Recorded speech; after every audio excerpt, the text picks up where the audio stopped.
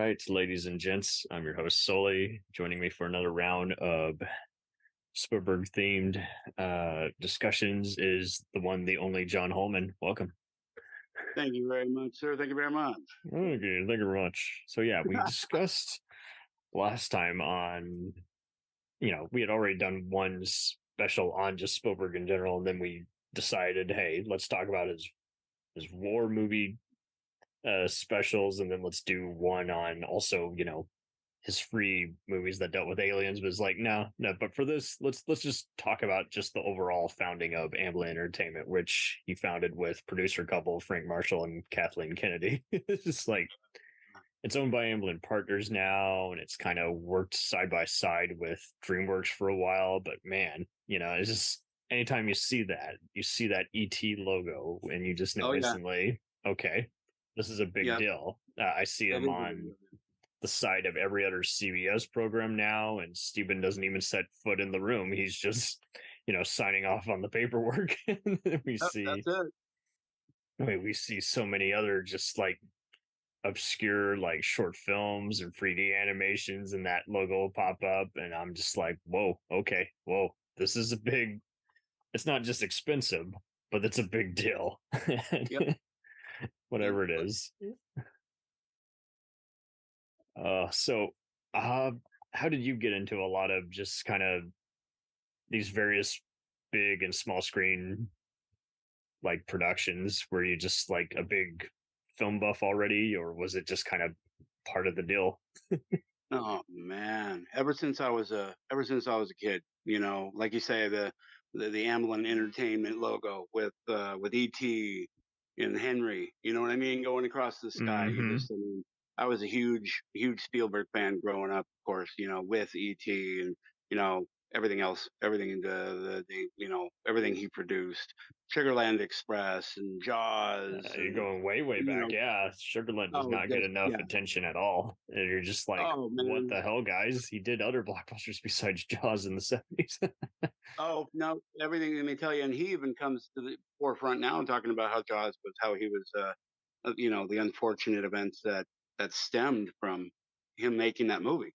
And I love the fact that he's come forth and said all that he was irresponsible. Yeah, he's never pretended to be immortal, and that's the other thing too. No. People every once in a while will try and smack talk him, and it's like, nah, dude, he's this guy making a living who's human, He wants humanity and everything. And if he's gonna just go for fun, he'll just flat out fess up, hey, this is a movie to take your kids to. And then movie for the adults, it's coming your way this December. It's just not this month.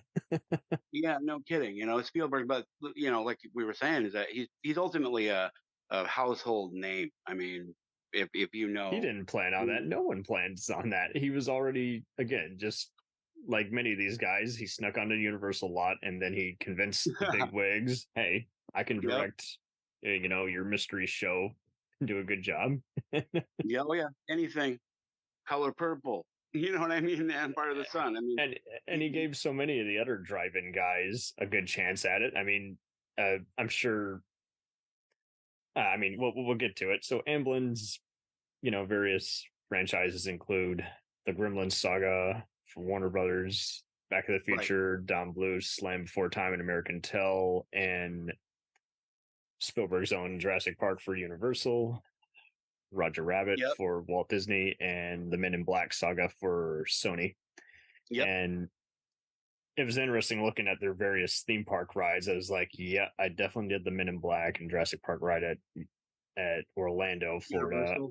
I didn't know they had a Twister ride. I didn't know they had an ET ride, but that doesn't surprise me. Oh yeah. There's apparently a Gremlins invasion ride. I never went to the Australian Warner Brothers Movie World. I didn't know that was a thing, but that's awesome. I would have. Or Gremlins in Germany, yeah, I think, absolutely. So some of their other productions include Joe versus the Volcano. Obviously, every other movie Spielberg's done, but also Balto, Small Soldiers, Mask of Zorro, Memoirs of a Geisha, The 100-Foot Journey, A Dog's Purpose, as well as The Turning. But probably some of the better ones that many people are probably familiar with, or probably Poltergeist, Arachnophobia, Young Sherlock Holmes, the Twilight Zone movie, Batteries Not Included, the animated film And Monster House. oh man, the piece he did in Twilight Zone the movie was my favorite one too. Mm-hmm. Yeah, I yeah, that mean, was you're my favorite. remaking one of the classic episodes with the gremlin on the plane, yeah. So, Yeah, uh, and with Poltergeist with Tobe Hooper. I mean, Tobe Hooper. exactly. Yeah, He gives Toby Hooper and Joe Dante, these B movie guys, a big yeah, deal. Toby Hooper, he's like, hey, that this is totally your kind of a movie that I think you would like to do, even though it's a bigger yeah, budget. With yeah. Joe Dante, he was pretty much just forthcoming. He's like, out of all the Jaws knockoffs, you're the only one who showed any creativity with Piranha, so I want you to do I don't Interspace know, and Gremlins. man. Piranha 2 is pretty lit. Oh well, yeah, that's true. But that was years after. Yeah, So yeah, Cameron. Yeah, I mean, come on. he has a lot of like Henry James like adaptations, so that's why he was attached to the Haunting remake, and Right. uh because they had the book rights to that, that's why later his company Amblin worked on the excellent Haunting of Hill House for Netflix with Mike Flanagan, and it's kind of something I didn't realize because you don't see the logo unless you sit for the credits. Yeah. No kidding. And I guess they're going to be releasing a bunch of things on Netflix. I never even knew. Yeah, totally. Because Tommy was a really cool procedural that was on CBS that had Edie Falco from Oz and The Sopranos, and it didn't last Wow. long.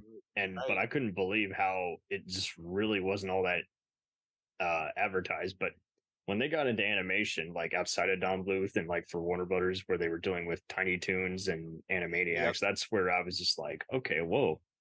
So they're doing more than just the Batman animated show and just Yeah. just Yeah. other stuff. Like Yeah. it's its own household name to complement your point. It's like No kidding. if they're involved, like they're doing more than just signing papers and putting their names on it. Is like Yep. they believe it'll actually be a deal. Exactly. Exactly. It's like putting the money in the hands of Cameron, with Avatar. They know he's going to get the money back. They know it's coming. Hmm. It took so much effort, but it happened. And what's funny is half the time, like I'll look at movie reviewers and I can tell they really don't even realize that Spielberg's company is like involved in this, but it makes sense. Like, Yeah. so it's now owned by Amblin Partners, but it's just interesting how, they basically just choose whether it's the DreamWorks label or the Amblin Entertainment logo. But I didn't realize they were involved with 7 Days in Entebbe, Well, The House with a Clock in Its Walls, First Man, Green Book, On the Basis of hmm. Sex, Captive State, 1917, and even Dark Waters. But it Oh makes wow. sense. Okay. But Okay. I was especially tickled though by Stillwater and Finch, because again, those are both atypical kind of movies that could either appeal to a mainstream crowd or an Oscar crowd. But Right. On the Basis of Sex and The Good House are interesting because like those are just like kind of sleeper films. Like Right. they're easygoing crowd pleasers, but you don't hear enough people talk about them enough. But I was just guffawing at Come Play, because that was kind of just a cool horror movie that some Hmm. people I haven't. saw. I have not seen it. Okay, so long story short, it stars Britta herself from Community, Jillian Jacobs, and Okay. but it was just so funny because like it was advertised like by a few reviewers that were like, this is like what would happen if you mix in the Babadook or a Spielberg premise with uh with the Babadook. Right. And I just was guffawing because I'm like, yeah, well, it's an Amblin production, so I'm sure they gave some notes. Yeah. Uh, Probably. Probably the most unusual one that just got up on my roster was I was listening to the Psychiatrists Are In podcast, which deals with the cast and crew of Psych having amusing memories, and Okay. they brought on director Jay Chun. Kresker, who you might know from the Super Troopers and Broken Lizard movies, and Oh wow. he Okay. he Okay. had a hysterical story about how he had, when they were doing the interview with him, he's like, I just wrapped Easter Sunday, which has comedian Joe Coy in his first movie appearance and has a Filipino all-star cast, and he was just guffawing. He's like, I get this call from Spielberg's people. I don't even meet Spielberg until like just a random email, and Well, he doesn't have any other notes other than you're doing a great job, and and movie stars don't wear hats. That's his only notes, and I'm like, that's funny. what? Like, Hey, I'd be just happy with that email. yeah, that checks out. It's just so funny how it just kind of just goes and just waves where you're just like, what? Yeah, no kidding. What? Oh man. Uh Oh, Altogether, it is just wild how we see again, like he pretty much took over TNT. I'll just say that. Just with Hamlin, like I just lost track of everything. Like I just knew it was going to be a big deal. when did he take control of? When did that happen exactly? Basically Amblin signed with TNT, but like just every other year, like because Band of Brothers, I think was, even though that was a Playtone thing for Tom Yeah, Hanks's company, Spielberg still yeah. oversaw it because it was very much like Private Ryan. But like every other year on like TNT, there would always be like an epic mini series, and Hmm. really, I think it made a big impression by like basically if it wasn't going to be on HBO, they were going to do something for TNT that was safe to air on there, and the big one Right. there probably was their TV show Falling Skies, because that was him kind of Okay. re-exploring a lot of the same kind of Close Encounters, War of the Worlds R- type Type. stuff, Yeah. and that ran for about 5 years, and I just could Mm. never. So yeah, just looking at the Amblin television thing, I actually didn't realize that they produced Resident Alien, that Dark Horse Comics thing with Alan Tudyk. Wow. Did But they now really? that makes sense because it's a very outrageous show. What? I never even knew that. They were supposed to bring out an animated Gremlins cartoon show for Cartoon Network, but they kept just kind of pushing it back, and now it's set to be part of the Acme Night block. Hmm. So hopefully it comes out this year. But yeah. So probably the biggest still this last year was probably the Halo show that was supposed to be premiere on Showtime, and then they decided, we got to give a reason for people to subscribe to Paramount Plus. And I will just say, I saw so many people boycotting it by having only seen a few episodes or Right. just before it got announced. And I'm like, guys, they had the actual, you know, gaming company, oversee this, do all the sound effects and animation. I've been scared. I was scared to watch it. I still haven't seen it.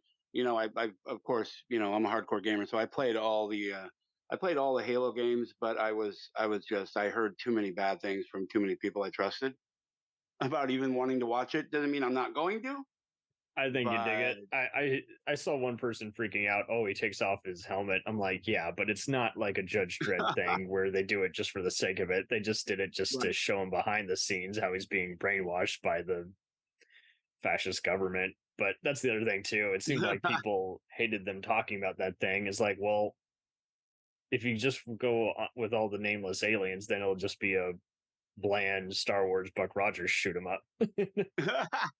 So they're just trying Hey to do man, all what's kinds of wrong with things. that? No, I can like all kinds of things, but I just figured when I saw it, it pretty much was just a blend of all the genres. There's something for everybody. There's something for the Star Wars crowd. There's something for the Aliens and Predator and Star Trek gang. But Right, right. I think gamers will like it. I just noticed a lot of the gamers who were just talking smack about it just seemed like they were just never going to be entertained by it anyway. So I was just like, well, Well, you know what? The gaming crowd definitely is a little, they get a little crazy over things and start, they want it to be 100% source material. And unfortunately, you know, when you don't, I mean, there's not exactly a whole bunch It's to kind it, of like you with know. all these other blockbusters is like I think Forbes magazine did an article on it on like there's franchise fatigue. Is like, would you Oh hate it now if there weren't 20 others of it already out? yeah.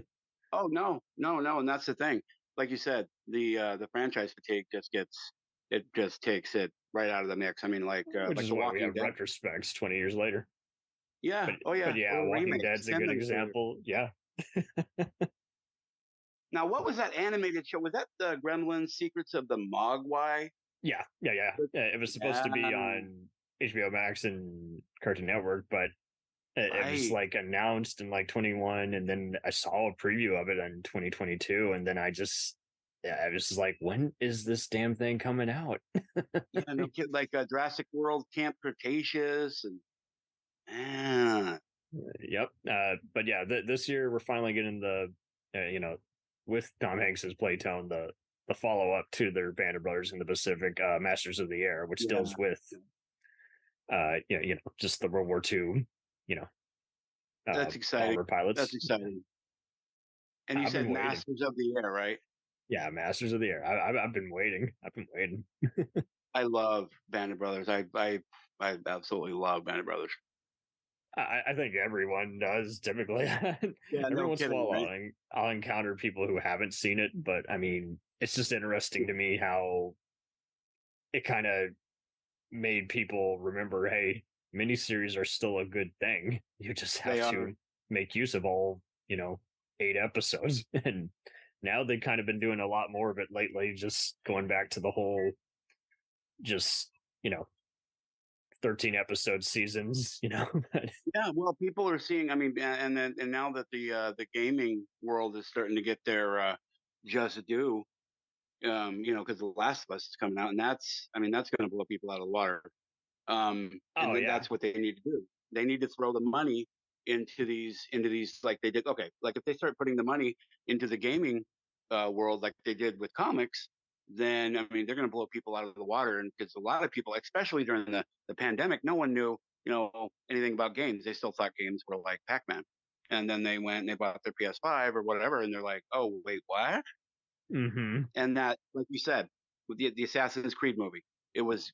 I liked it because I mean I'm kind of biased about it, but at the same time, you're going to be able to tell the story, like you said, with a miniseries. You put that in a series like Netflix is going to be doing, and then they can get it into the story. They can really let everybody know what this is all about. Exactly. You know, I And mean, you put in there like will you said, always be 8 episodes. someone who complains that, but it's a Of matter course. of, does it appeal to most people, or is it just hard to just Yep. market? Exactly.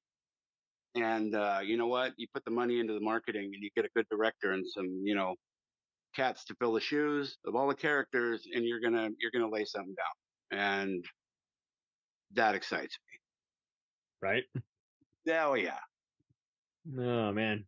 Um, I do like, kind of like how when you see a Dick Wolf or Michael Mann or Hmm. uh just an Antoine Fuqua, he's been doing a lot of TV. I just always cheer up when I see someone who was in one of their movies just Yep. still is on that same just casting call, and they're making them be a recurring character or a guest spot Hell on one of their yes. shows. Oh And yes. no, so just for those who want to know about, this other stuff Amblin has produced for TV, it Yeah. includes Amazing Stories, the Back to the Future cartoon, the Young Indiana Jones Chronicles, Sequest, ER, of course, Earth 2, Sequest, man. mm-hmm, and Pinky and the Brain was another one, the Men in Black cartoon. Yep.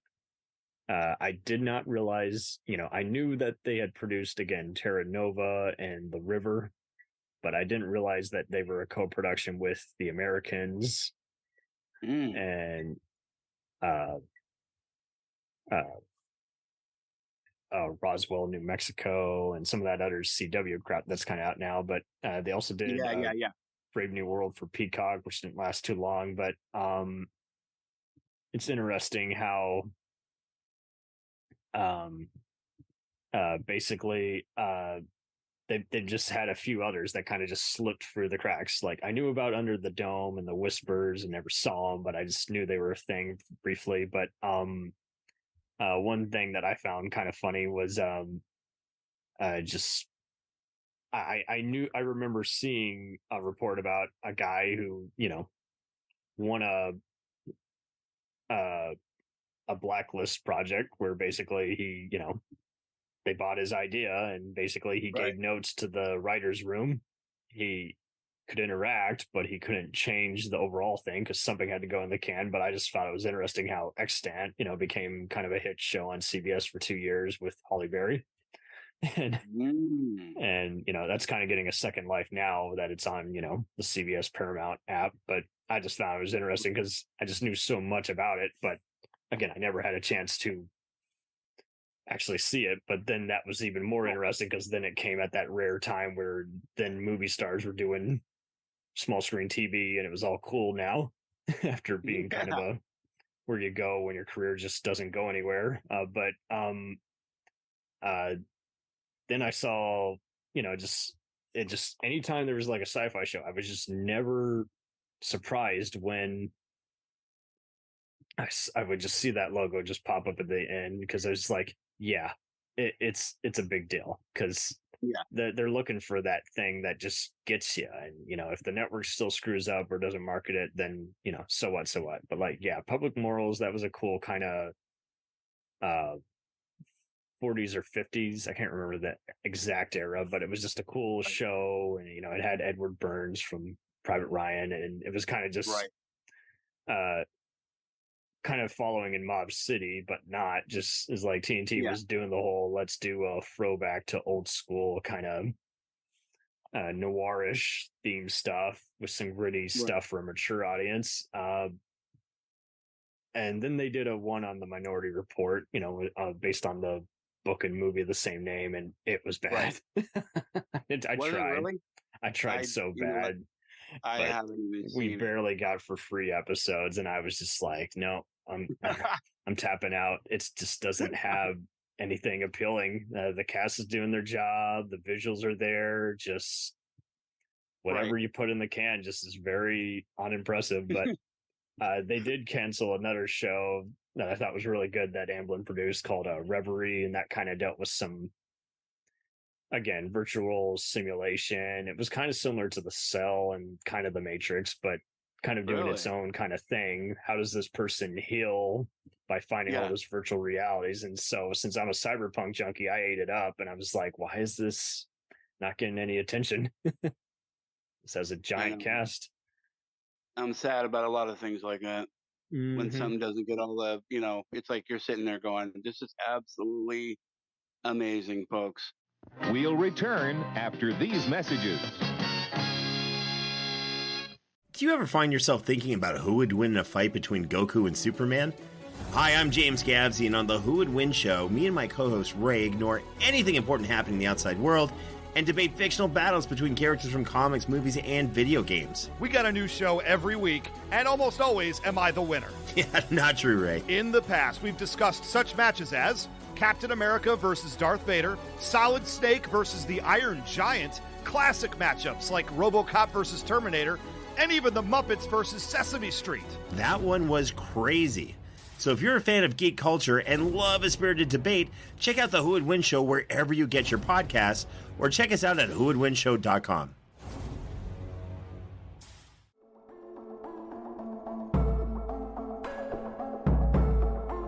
We let things pile up in the DVR, we add them to our queues, we wait for the DVDs and Blu-rays. We time shift. The Time Shifters Podcast. Sci-fi, horror, fantasy, superheroes, comedy, action, film, television, maybe some not-so-current events. Find us on iTunes or at timeshifterspodcast.com. Cool thing about Blind Knowledge is we are in multiple countries. We are worldwide all across the globe. We are in the US, we are in the UK, we are in Canada, Germany, India, Japan. We're in Australia, y'all. BlindKnowledge.com. Now back to the feature presentation.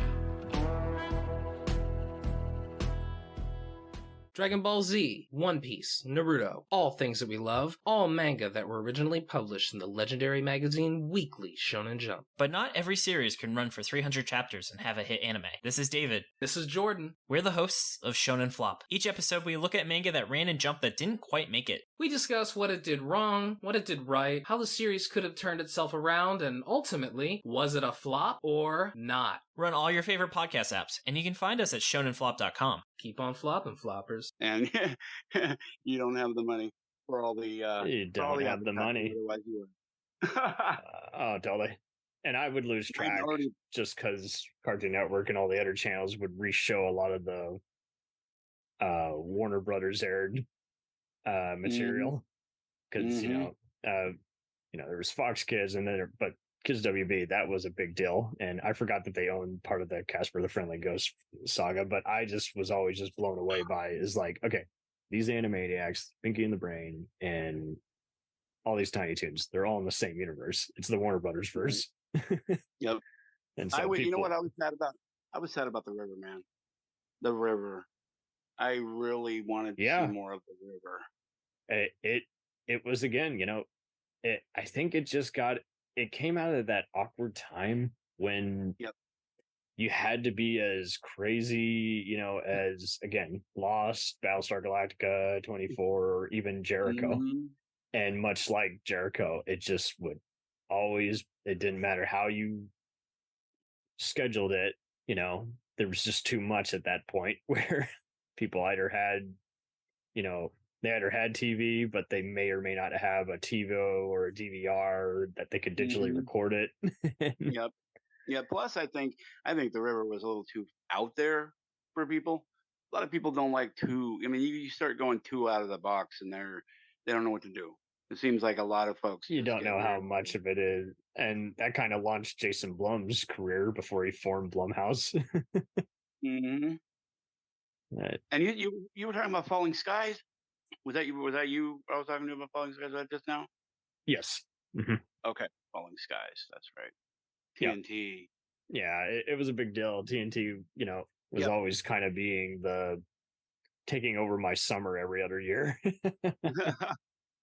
And they got a lot of shows. I haven't really watched that channel in quite a while because they kind of have been going into rerun mode, but I'm sure there'll be something sooner or later. I mean, FX is always turning out something, and now they have the option of putting it on Hulu versus on their regular channel. But see, people are forgetting that wasn't an option. That was before everything got oversaturated and COVID hit. And but what's funny is Amblin was behind this one contest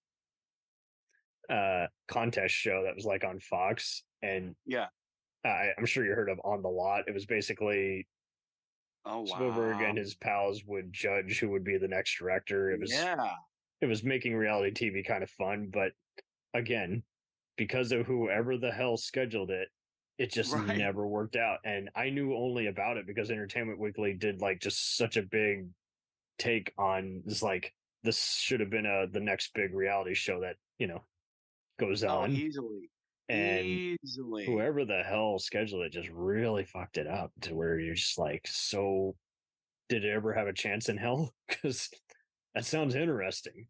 Unlike other reality shows where they want you to fail just for the sake of ratings or being mean. I know. Well, Carrie Fisher and Wes Craven, Penny Marshall. It's they're trying to be like Project Greenlight, and yet these are serious names, man. I mean, it's and then of course, Carrie Fisher, you can't be doing that now, so that's sad. But I think Spielberg even talked about it, and he's like, I don't know why it didn't take off, and it's just whoever the hell was scheduling it just must have really it's ridiculous. It's ridiculous. Some of the shit out there right now is just absolutely ridiculous that people hook onto. But you got, like we were talking about, something good like this comes along, and it's like people are going to bite on this like pancakes, and then it's like, oh shit. Why wouldn't you? If it's sliced bread, why not take it? Yeah. Yep. Why not? I mean, I've only seen parts of the logo and everything, and it looked fine. So they must have really just scheduled it really crappily. Yeah, I guess so. That 'Cause, sucks. I totally forgot about that one. I mean, it's not uncommon. I mean, I did hear bad things about Terra Nova as well, and like writers kept quitting. And Really? John Cassar, who was one of the lead producers and directed about 3 episodes, was really intrigued by it. It was a promising show. It was literally Stargate meets Jurassic Park. And it Yeah. was one of those Right. where we dug the concept, but we thought the characters were kind of poorly written. But Well, you kept watching because you're a fan of the genre, and it was kind of much like Sequest. It's just a fun Sunday, night show that happens to be on during the weekday. yeah. Well, I mean, come on, man. When you're traveling 85 million years in the You're going past, through a portal, and yeah, you got to go on a you're dinosaur going planet. somewhere, man. And Yep. again, I think it was, everything had to be like Battlestar or Laws, so it had some steep Yeah. competition. But yeah, Kassar has, done everything from 24 and Forever Night to now, doing the Orville. And he described, as like, he's thankful for any kind of employment and doesn't believe in talking smack, but he's like, that was hard because, unlike Revolution or 24, where the rules were pretty straightforward, or Right. the Orville, where they gave me a more leniency and more freedom, is like, this was hard because basically I had 12 bosses to answer to. Right. And so I believe it because they were pretty inconsistent with just the whole timeline of the characters and everything. And there were times where it's like, well, that was a cool story, but those graphics, boy howdy, that sucked. But so I think just kind of, but it could have gotten better. That was the other thing. So I think a lot of people, again, they're so brainwashed by, just negative reality TV and just eating up just negativity. I wouldn't be surprised if they just they either want it all there right in front of them, or they just don't want it at all. And it deserved it could have been really improved, but it was what it was. But kind of like The River, it kind of just came out at that awkward time. And Oh yeah. No, and it seems like, I don't know, a lot of people seem to, story doesn't seem to be as important as it once was, and like the same people that used to say I'm so Star tired of Wars. seeing people say, I hate having to think. I'm like, well, Yeah. you're gonna have to eventually. Yeah. No, it's ridiculous. What does that mean? No, it's like with Star Wars, when everybody was like, "There's too much special effects in this," and then we have, the Avengers now, and all the comic book movies, and it's like, well, and now they're perfectly okay with it now. Mhm. Avatar, now it's okay. And like we were saying, people don't want to have to. They do want it right in front of them. They don't want to have to think too much. If they have to think too much, they're just going to flip the screen. They're gonna Yeah, and then you're seeing people make contrarian opinions. Is like, you do realize this movie was never like this or that. It was never mindless. Oh, right. You'll see people complain when there's social commentary in a horror movie. I'm like, that's the whole basis of a horror show. It's supposed to show wrongdoings of society, and then like a sci-fi thing painted in a different light. But it is funny. You see people, and it's like, oh, that's what you thought this was? Well, no, it was never like that. But I know there was an incident on, I never saw much of Bull. It seemed acceptable. I just didn't like how it was kind of based on a Dr. Phil idea. Which one? Bull. Oh, okay. That starred Michael Weatherly, who's best known as DeNozo from NCIS. And okay, yeah. I heard about there was kind of a scandal where there's like inappropriate talk that came off as sexual harassment, and it just seemed like Amblin didn't want to deal with it. They're like, oh, we can't bother with our main stars, so we're just going to fire the actress who has an issue with them. And it was one of those where it was like, yeah, I think had Spielberg been in the room, he would have actually done this more coherently. I can almost guarantee that. Because like that was such a big issue that Amblin pushed out after season 2. Like they said, screw it, we're not producing your show anymore. if toxicity like this is going to happen. So the show's still been on. It's 6th season. It's been going on. Yeah. All last year, but I don't know. I don't even know anyone who really watches it. I've heard people say it's okay, but I would see parts of it and be like, I just feel like there's already enough, legal shows. See what this brings new to the table. I mean, I think at the end of the day, people just want Waverly to just come back to NCIS. Oh yeah, yeah. What do I know? But yeah, they got a lot of the same writers and producers, so I'm not surprised when I see a lot of them attached to the ones. But yeah, the big surprise for me was I had no idea they were part of Red Band Society, the Americans, and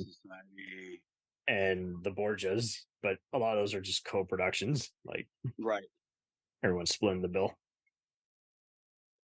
I forget that Young Indiana Jones is part of Amblin, because I always consider that just a Lucasfilm and Paramount venture. But yep, always. I mean, but at the same time, Spielberg. I mean, Spielberg was always close. I mean, those two came like in a package. Yeah, the George Lucas A Life book shed some real extra stories on what working with the non-union crew was like, working overseas, especially when they shot the Shanghai Club and Temple of Doom. And basically Lucas, I just always thought, hey, he was just a writer, and just would come to the set. But no, he was basically also during Raiders like assistant camera, like just a second unit director for like the other movies. It's just like, that's wild. So he would just like come in and just make sure they were just getting additional shots and coverage. And it's like, that's wild. And which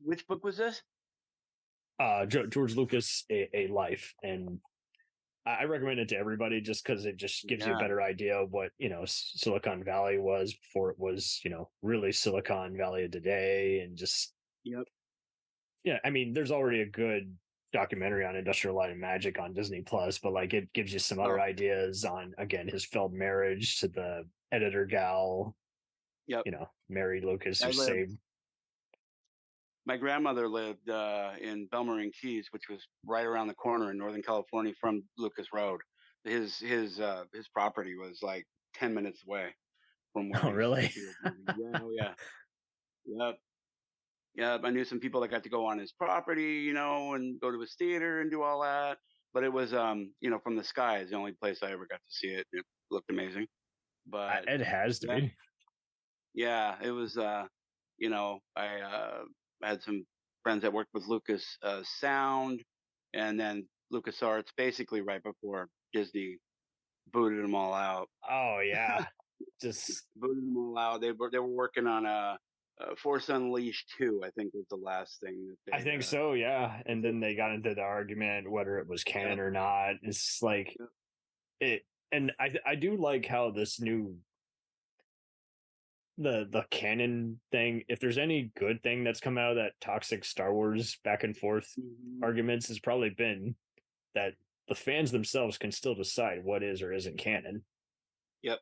I hate having to impose that lack of free will and saying, well, the studio considers it. It's like, well, James Bond fans kind of had this with Never Say Never Again, and and it's like, just because it was done outside of the main producers doesn't mean it's any less canon, and if you want to even look at all the various movie and TV crossovers that have happened, is like, you don't have to ask permission. Some stuff isn't an Easter egg. Some stuff is actually legit meant to be part of the whole deal.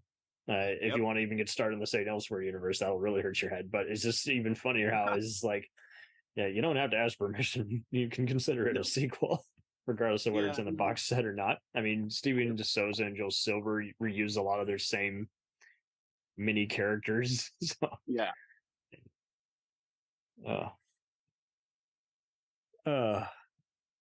altogether, I mean,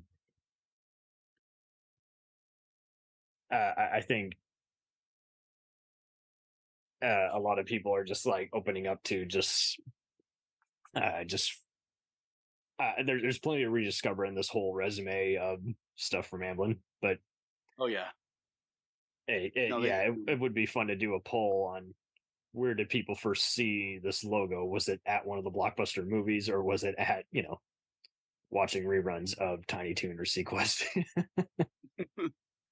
Sequest, man. And Bull, yeah, I'm looking at that now. I wasn't very familiar with Bull. Okay. Very Yeah, nice. and I can't I blame them did for not pulling know out. that. Yeah, Wow. and my sister even followed that report for a while, and it was one of those. It's like, see, you know, shame on you for taking this stupid joke out of context, but shame on you for making the joke and then claiming, oh, you never made that joke, and then you incriminate yourself on the videotape saying that joke, and then it just becomes, well, the audience loves this actor, but that was stupid. Yeah. And who is the guy? Who's the guy in question? The actors, Michael Weatherly, and he was getting in an yeah. incident with Elijah Dushku, but it was one of those, like, I mean, you know, it wasn't enough to get him canceled, but it was enough to just like, well, that's a character flaw. And Yeah, seriously though. it was one of those, it was being talked about more than the show itself. So it's just like, are people, and I do wonder about ratings. Is like, it seems like people know it's flawed, but I don't know how many of them take it lightly. And at the same time, that whoever works on it, you know, is definitely part of the viewer audience. Right. And uh, Bull went three seasons? Yeah, 3 seasons. Okay. They produced the first 2 seasons, and it's in its 6th season now. I didn't even know that. It's in its 6, really? Yeah. Okay. Yeah, I know. I couldn't believe it either.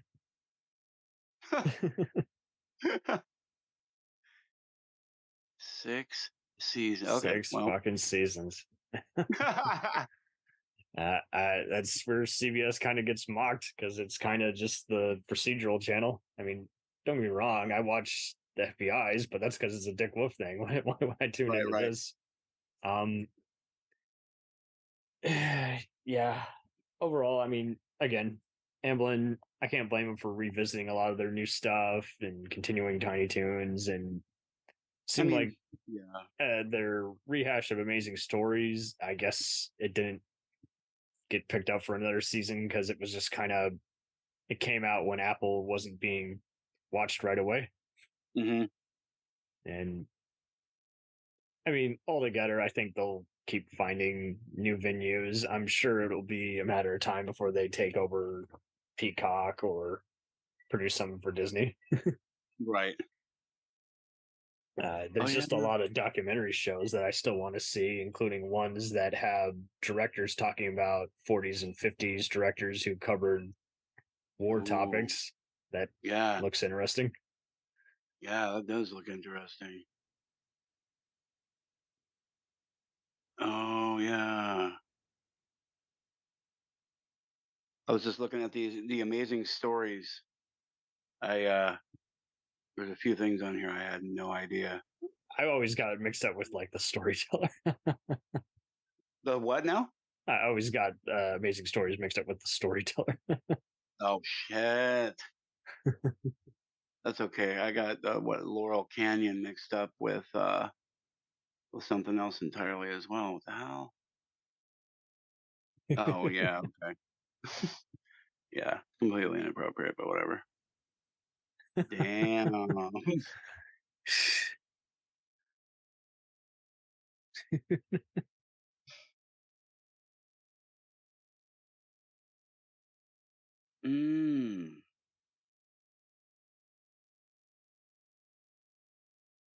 Oh man.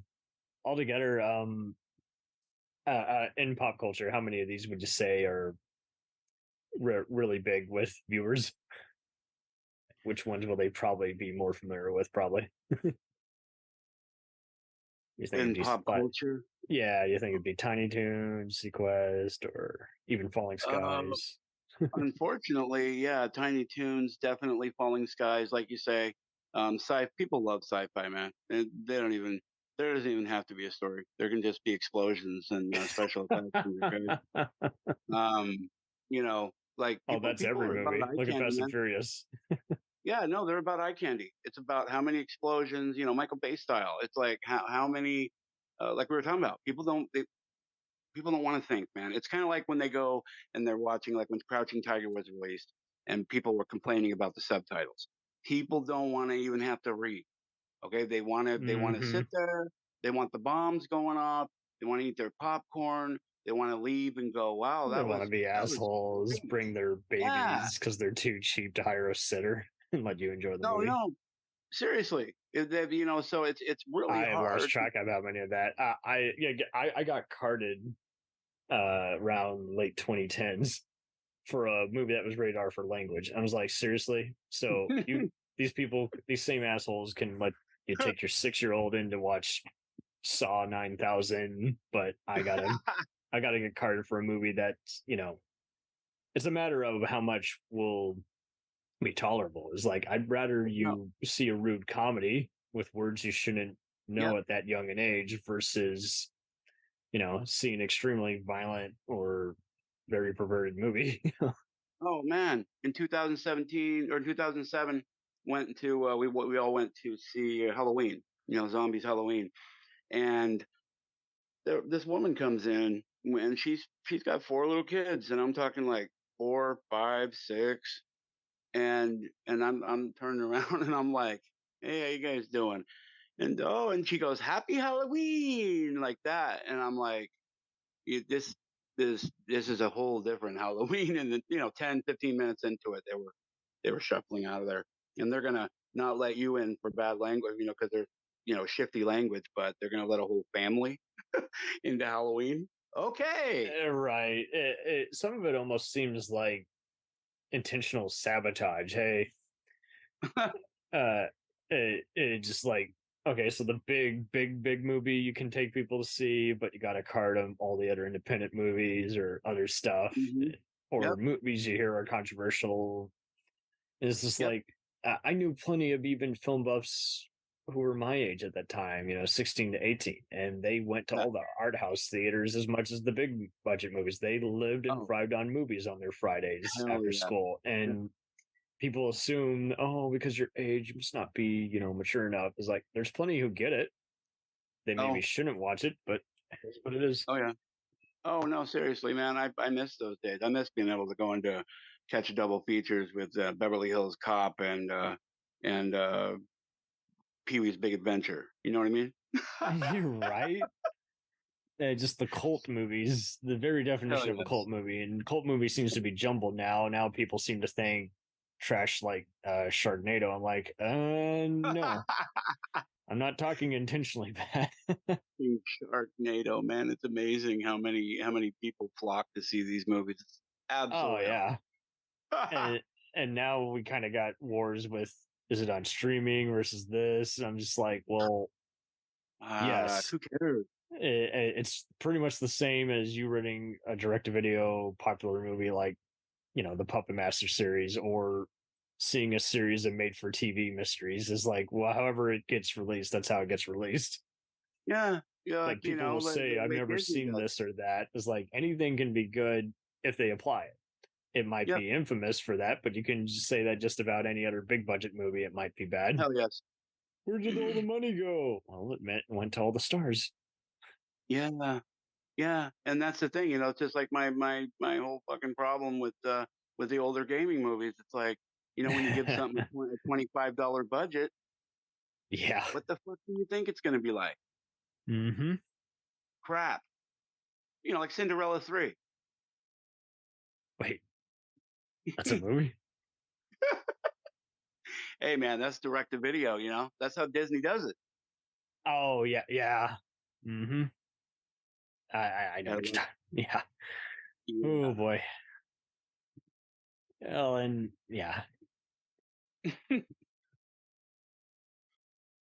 But Minority Report, Red Band Society, those. I mean, yeah, hell yeah. Like I said, I want the river back. Shit, I'd even love to see Terra Nova. You know what I mean? I'd like to see him jump back into that. Do it. Why not? I mean, yeah, or at least even do a reboot. Just take the idea Yeah. and just say inspired by this earlier dinosaur show. Or, Oh yeah, yeah, or whatever. I know Sequest went on to Peacock. That was one of the first classic Universal shows they remastered and put on there. And I was like, that's awesome, because that went over to Peacock. Okay, I think so. Yeah, nice. Let me check if it's still on there. And I don't use Peacock at all. I don't either. I only I pretty much I'm Paramount, HBO, yeah. I like Paramount. I'm not into Shudder. I like a lot of free stuff that's on Tubi. Yeah, it's on Peacock, but it requires a subscription. So there's where I say, bullshit, not doing it. Yeah, that's what I say. I'm better off waiting for something like Heroes and Icons or MeTV to show reruns, because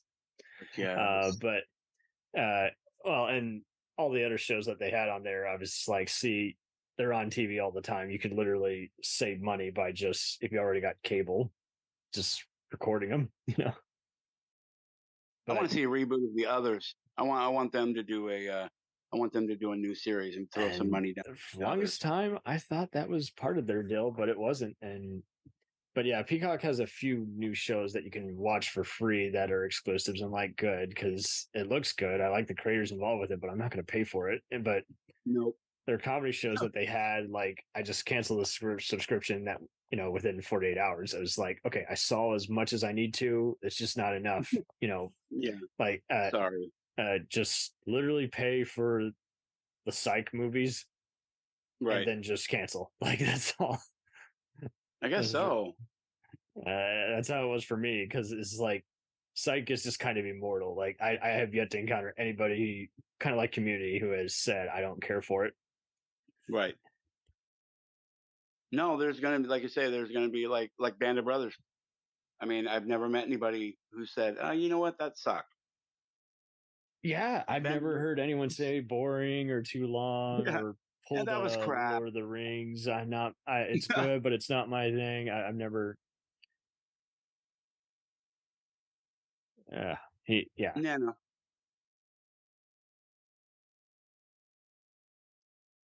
And when did Amazing Stories? Is that's, and like you were saying, it was kind of just the anthology show, but yeah, it was kind of like much like it was interesting because of how many character actors would make guest spots on there back in that day. Right. I mean, and kind of like many of those shows, if you missed it, you missed it. It just kind of it never really got on that syndication bandwagon. Nope. And like you say, we miss a lot of things because of it. Not anymore, though. Not anymore. That's the beautiful thing about technology now. Bam.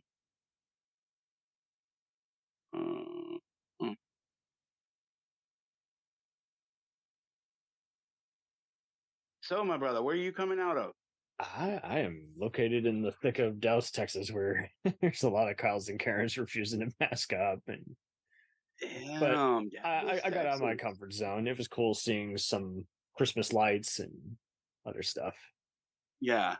Last winter. How about yourself? How did you enjoy New Year's and such? Oh, it was amazing. It's like I always look forward to getting into the new year and starting not New Year's resolutions, but just reset. Just reset. Exactly. And we were so kind of consumed, with all this other stuff that, and I've been finding little small stuffs here, little small stuff I can correct. Okay, how about I cut this out of my diet? How about I go to work this way? I got Sirius XM as a Christmas gift, with the first 3 months free. I was like, thank you. Yeah. This is another step. Cut out all the shitty radio in my life with something to my personal preference that plays the kind of music I actually want to hear. Exactly. And with some comedy channels. And I can go anywhere without losing a signal. This is, that's perfect.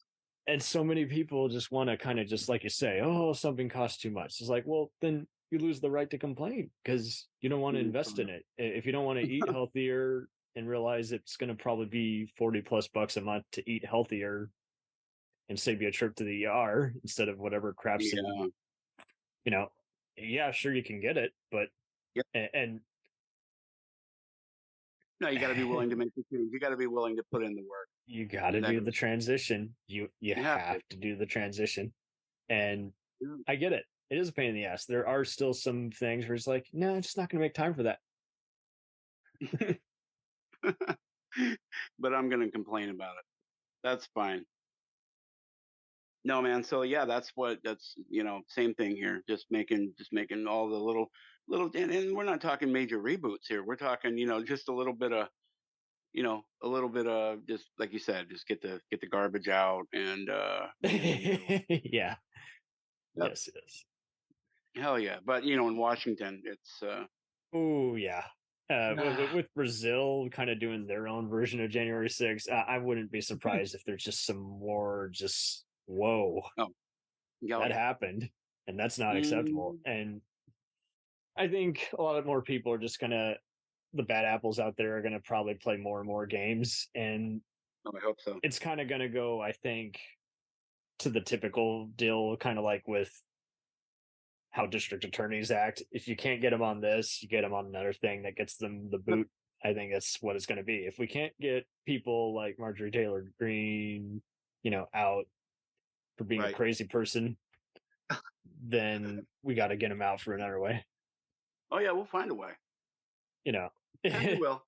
Especially when you're stacking it with, some other people who are privy or excusing all this inappropriate behavior. But, and it's just kind of, one of my last jobs I had before I got to a good job that I do like, I went for the whole HR deal, and it still backfired. They still said, you're the problem. We don't want to deal with it. And I was just like, okay, so I'll make sure to write you a crappy Indeed review. Don't do any kind of, staffing agency sponsored gig. But because then you lose the right as a worker when something bad does happen and they don't want to correct it. But yeah, I like how Amblin's always changing, and they're actually honoring. Oh man, evidently. You know what? I was not aware of that Amblin. I mean, I know. But that's pretty good compared to other places, because you read about ABC Studios, how they had a lot of people complaining about stuff like Criminal Minds, like sex harassment stuff, like the cinematographer making inappropriate stuff and touching, PA's asses. Is like, why did that take 5 years? Great show, but inexcusable. Fire that dude. Yeah, it didn't take no damn 5 years. It took 5 years for them to finally deal with it. But, right. And I mean, we've all are tired of stories like the armorer is like, oh, I've all murdered someone. I'm like, yes, he killed a man. He didn't intend to kill a man, just like Michael Massey did not intend to kill Brandon Lee on the set. But at the same time, why are they using blanks? Just use CGI. Fuck. I know it's not really. I know it can be shitty, but just use it instead of just saying, oh, I got to deal with it. Make a bunch of phone calls now, and I'm going to have that on my conscience. And here's a random bullet, and there's a random fucking bullet, and who's responsible for it, and why is there any fucking bullets on the set? It's like they almost wanted to set up half these celebs. Nick Cage, of all crazy people, even complained about him on a low-budget movie he was on, and yet this guy still gets a reference, and people go, oh, it's hearsay. I'm like, it's not hearsay if you got fired silently. It's kind of like, I mean, I just dealt with Off the Record, which gets, traffic tickets off your record. And it's just like, I still, at the end of the day, know what I did, which was, hey, I drove a little fast, and I got caught by a police officer who trusts the radar over my word. So it's just, it's interesting how people, and it's kind of like half of these, court cases we've seen with controversial people like Johnny Depp and everything. It's interesting how people like to pull an OJ. Well, he wasn't convicted. I'm like, it doesn't mean he didn't do anything bad, or we don't trust them. Yeah, no, it's ridiculous. I mean, and as we all know, I mean, they were both fucked up and doing fucked up shit. Yeah, I've heard sketchy stuff about Amber Heard for the longest time, so I wasn't surprised. But this is where it's also just annoying, is like, I was even telling my sister the other day, if our mind can only be opened by watching a groundbreaking movie like Get Out or an atypical Law and Order episode, then something's already wrong. You should already be very open to the fact that there's some imperfections that can't be dealt with and that the world is not black and white. It's gray. It's never been black and white. And a lot of times it takes something like a movie to open people's eyes, like you say. And then they start bringing it to everybody else's attention. It's like, hey, did you know this? Half these post-apocalyptic movies kind of predicted COVID.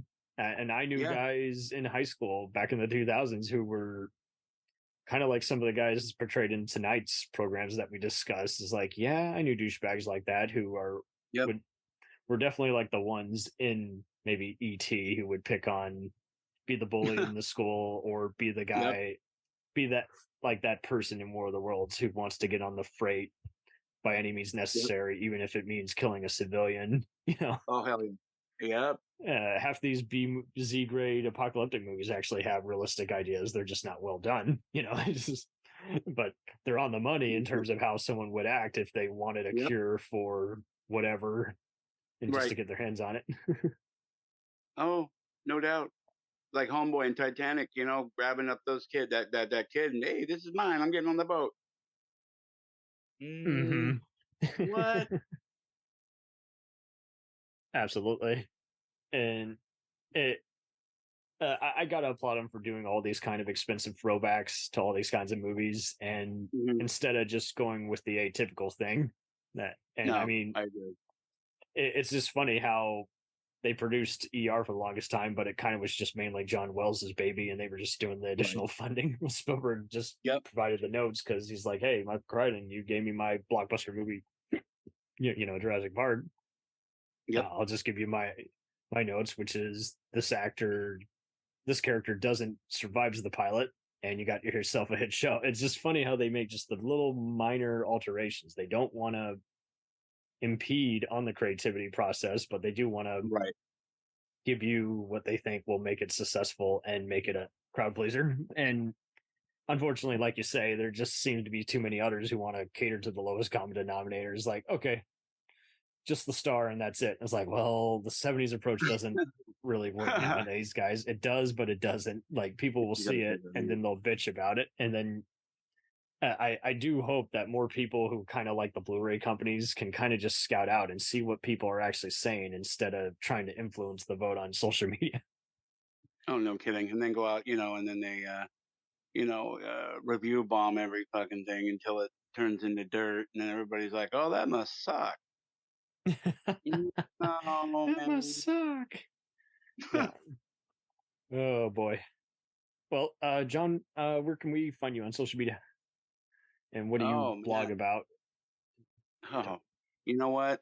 There's a number of different things that I have in the works, but nothing I can actually drop right now. I mean, I could, but it would be irresponsible. You do some filmmaking? No, just basically what I'm doing is just podcast stuff. Yeah. Okay, and nice.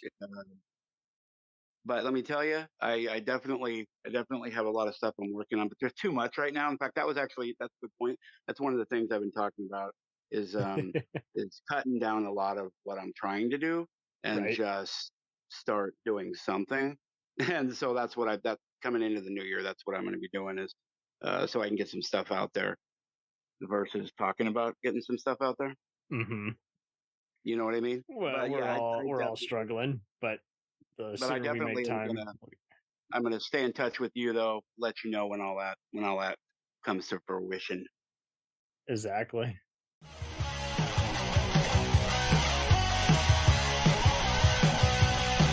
Follow us on the web on Facebook, Twitter, and Instagram.